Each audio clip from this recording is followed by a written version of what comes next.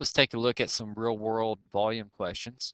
Um, I borrowed these questions that I found online, so if I remembered where I got them from, I'd absolutely give credit for it, but I can't remember where I took them from. But these are four questions we're going to look at, and let's get into the first one.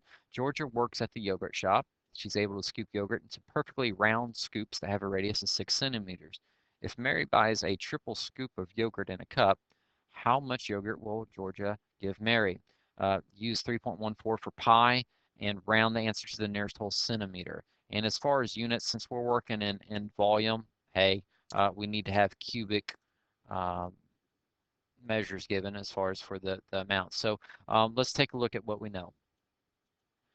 Those perfectly round scoops of yogurt are basically spheres, and each of those spheres has a radius of 6 centimeters. And then the other thing that I notice is that Mary buys a triple scoop, so that would be 3 scoops of yogurt. And then we're just saying, well, how much yogurt is there with volume? So if we can figure out the volume of 1 scoop, okay, so just 1 scoop volume, and then take that and times it by 3, we'd have the volume that we need for the triple scoop. So let's go through and clear this off, and let's put in what we know here so far. They're telling us please use 3.14 for pi. So pi right here is going to be 3.14. But the radius, they flat out told us, without trying to trick us, is 6. Just don't forget to raise it to the third power. So we'll plug this all into our calculator here, and I'll pause and do that. And we find out the volume for 1 scoop of the yogurt is 904.32 centimeters cubed. And all we have to do is times this by 3, and we'll have the volume for a triple scoop of yogurt.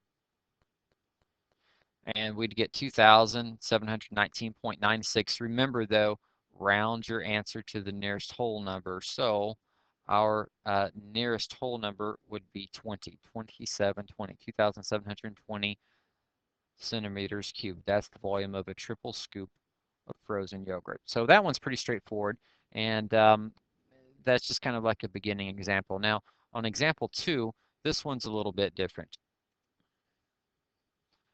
The thing that makes it different is, well, let's just read it and then we'll talk about the differences. The football team has 2 large containers that have water in it. Each container holds 345 pi inches cubed, and that's one of the differences there. They're leaving pi in the information given to us. Each player is given a cup that has a diameter of 4 inches and a height of 5 inches.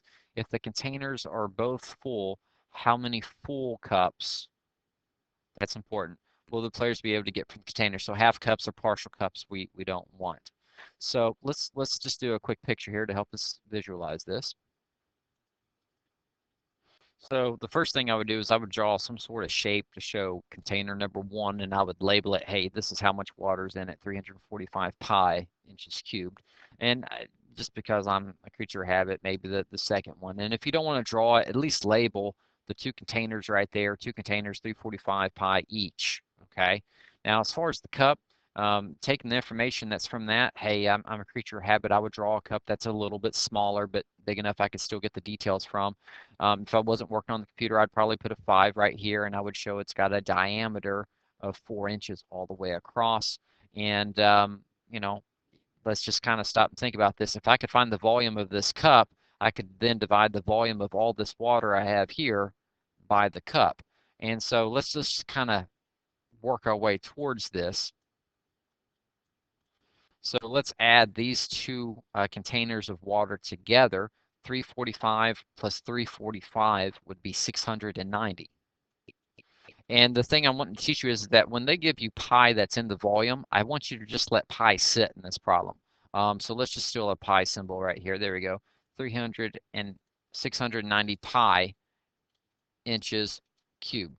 And in case you're wondering what we're doing there is we're pretending like the pi is just kind of like a unit and it's sitting there. 690 is going to be multiplying 3.14. Okay, and it's not a big deal. It'll get us the same amount as if we figured out 345 times 3.14 and took this volume and added it to 345 times 3.14 and added it to this volume, it would still get us the same answer. It's going to be 690 pi, okay?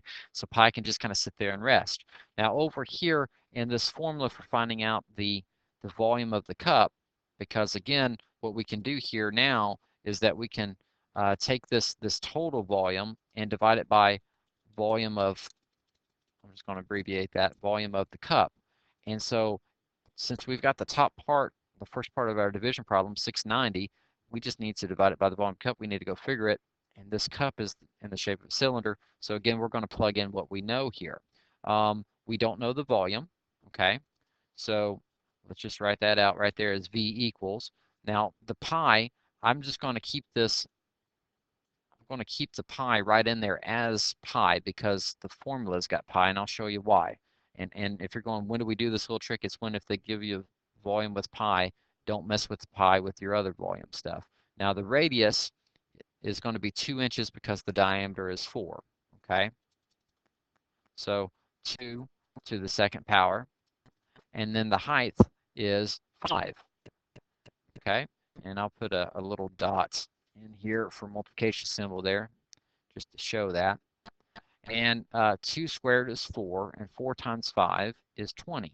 So it would be 20 pi, with that pi just sitting right at the end. 20 would be timesing 3.14 basically.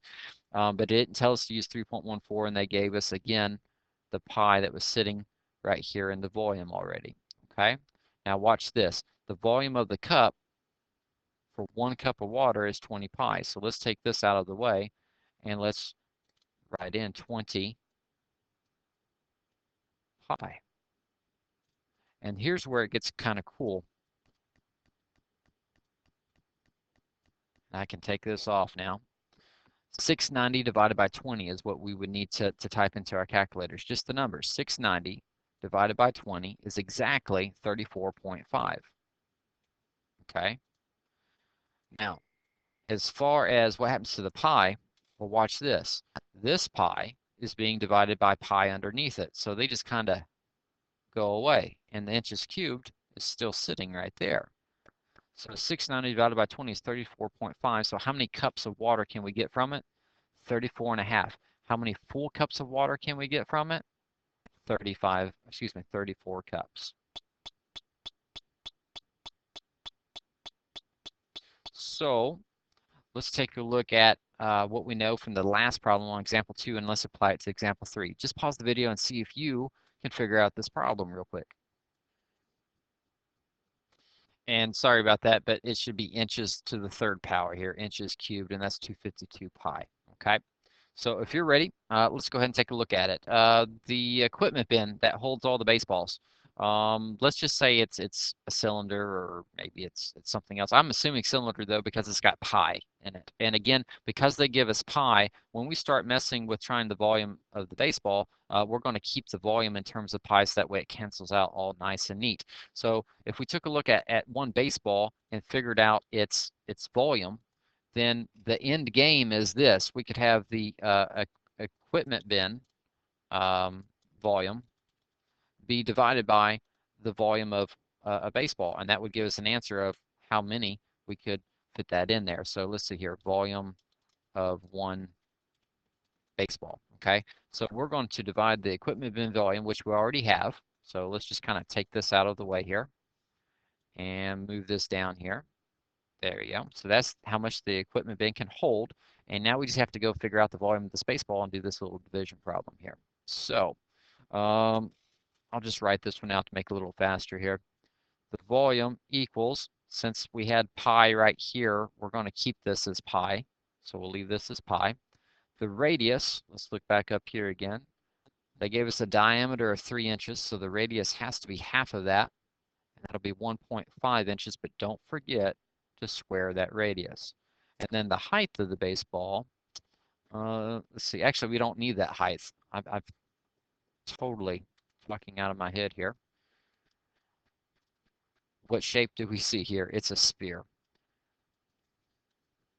So forgive me on that. Here's the formula for a sphere. We're ready to go now. So volume is going to equal 4/3 times pi, because again, they've already given us pi for the volume over there, and we'll just let this sit. And since the diameter is 3, we need to do a radius of 1.5, but we're going to raise it to the third power. And so really what you need to do here is I'll get a highlighter here. And let me get that stray mark out of there. Take 4/3 and just times it by 1.5 to the third power. You'll find out that you get 4.5. And that's going to be sitting right there. I'll put it in front of the pi sign. Okay, so 4/3 times 1.5 cubed got us the 4.5. Now, we know how much the volume of a baseball is. Okay, it's 4.5 pi. And so we can take this out of here and shove this right into its spot, because this is the volume of one baseball. And watch this, inches cubed divided by inches cubed, that goes away, or your answer is going to be inches cubed, however you want to think about it. The pi is going to be divided by this pi down here. And so now all you have to do is type in 252 divided by 4.5, and you get exactly 56. Okay? So you have 56 baseballs that can fit inside this equipment bin. Last problem that we're going to do, example 4, is Bubbles. Bubbles Bottling Company makes bubbly water. Each day they can produce 31,824 pi of inches. This should be inches cubed, so let me fix that. Inches cubed of bubbly water, and they're 13 vats. And let's bring this one down just that way it kind of breaks up the problem a little bit. If each can is 6 inches tall and has a diameter of 4 inches, how many cans does one vat produce each day? So you can pause it if you want, or you can just let the video run, and we'll figure it out. So let's just unpack this problem. This is the total for what they make from all of their 13 vats together. And so when I picture this, and keep in mind I didn't create the problem, I'm thinking kind of like a factory where they've got 13 big cylinders. And again, I say cylinders because this volume right here is with pi. So we'll make sure that pi gets in there, okay? So this is the daily amount they get from these 13 vats added all up together. Now, they make cans, it says, and each can is, well, it's going to be a cylinder shape, and it's going to be 6 inches tall, and then they give us a diameter of 4.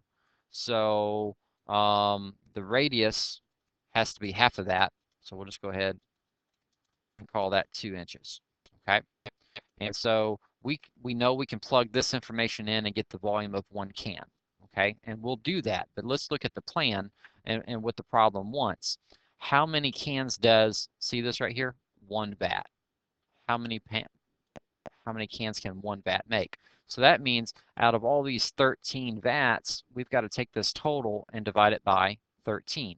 So we need the volume of one vat, and then we could divide that up by the volume of one can to figure out how many cans one vat makes. So let's go through and let's go through this. Let's get the volume of one vat here. And this is the part that I kind of like it. When you leave it in terms of pi, what you can do is 31,824 times pi, okay?